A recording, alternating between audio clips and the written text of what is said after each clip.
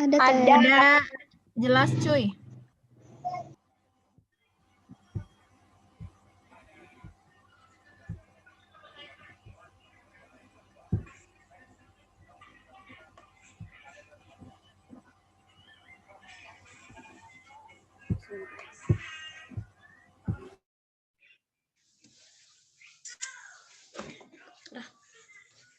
Oke, bismillahirrahmanirrahim. Terima kasih kepada moderator yang telah memberikan waktunya untuk saya menyampaikan sedikit materi mengenai pengantar motivasi. Oke, next step, Popi. Nah, untuk yang pertama pengantar motivasi. Motivasi adalah motivasi itu memperhatikan kondisi yang bertanggung jawab atas variasi intensitas, ketekunan, kualitas, dan arah perilaku yang sedang berlangsung. Nah, motivasi adalah proses internal dalam diri manusia yang mengarahkan terciptanya perilaku yang bertujuan. Motivasi dapat dilihat sebagai dorongan yang dapat menggerakkan terjadinya tindakan atau perilaku dalam berbagai bidang kehidupan manusia, seperti dalam belajar, dalam bekerja. Next step, Popi. Lalu untuk sejarah singkat teori motivasi di psikologi.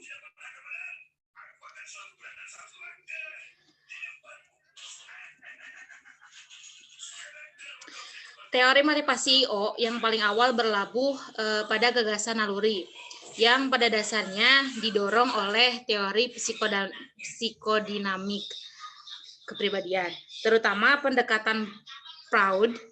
Naluri dianggap sebagai kecenderungan bawaan yang mengarah pada perilaku. Antara 1940 dan 1960, perjuangan untuk keunggulan dalam teori motivasi adalah antara ahli perilaku dan ahli kebutuhan. Pada tahun 1960, kemunculan psikologi kognitif telah mengakibatkan perubahan radikal dalam pertempuran untuk superioritas motivasi. Teori motivasi baru muncul yang menekankan pada pemikiran dan proses pengambilan keputusan individu. Nah, teori motivasi saat ini sebagian besar bersifat kognitif dan emosional pada dasarnya. Perbedaan di antara mereka lebih pada masalah apa yang orang pikirkan dan bagaimana mereka berpikir tentang memilih tindakan dari pada perselisihan tentang apakah pikiran masuk ke dalam motivasi itu. Next step, Popi.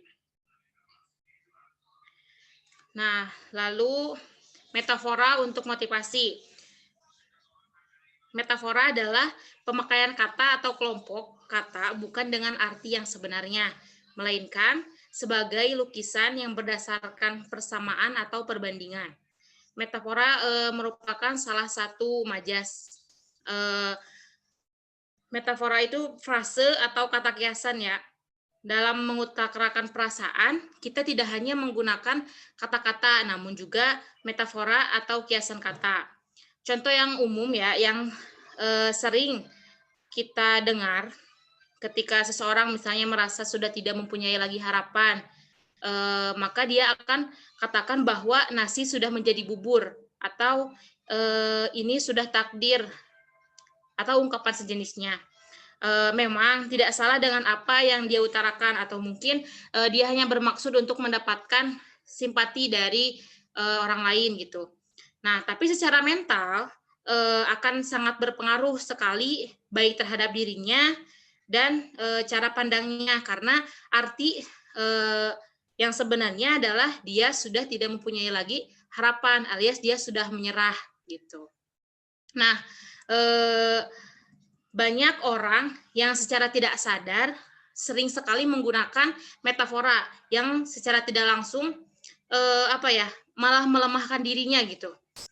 Nah, coba kita perhatikan ya, antara orang yang menyatakan bahwa hidup ini adalah ujian dengan seseorang yang mengatakan bahwa hidup ini adalah sebuah berkah.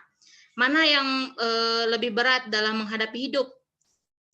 Kalau menurut saya tentunya yang pertama ya, yang menyebut bahwa hidup adalah ujian. eh, ada juga yang mengatakan bahwa hidup ini sia-sia, maka sudah pasti orang tersebut kehidupannya akan benar-benar suram karena hidup ini